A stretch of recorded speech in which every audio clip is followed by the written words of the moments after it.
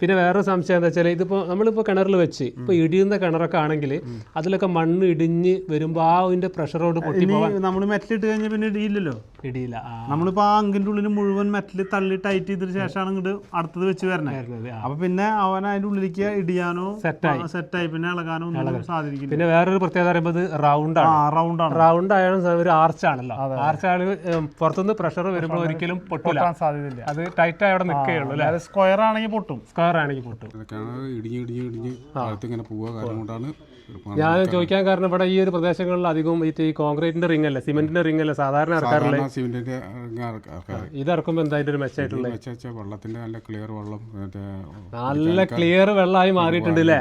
അപ്പൊ 2 വർഷം കൊണ്ട് കേൾക്കുന്നതിന്റെ അനുഭവം ഉണ്ട്, നല്ല വെള്ളം കിട്ടുന്നില്ല അല്ലേ. അതായത് ഇതിൻ്റെ ഒരു പ്രത്യേകത പറയുമ്പോൾ എന്താ പറയുക, മണ്ണാകുമ്പോൾ ഈ ഒരു മണ്ണിൻ്റെ ഒരു പ്രത്യേകത ഈ മണ്ണിലൂടെ വെള്ളം കിനിഞ്ഞിറങ്ങും. കിനിഞ്ഞിറങ്ങുന്ന സമയത്ത് ആ ഒരു നല്ല രുചിയുള്ള വെള്ളം കിട്ടും. സിമെന്റ് റിംഗ് ആവുന്ന സമയത്ത് അത് ഒരു പ്രത്യേക ഒരു ചൊയ ഉണ്ടാവും.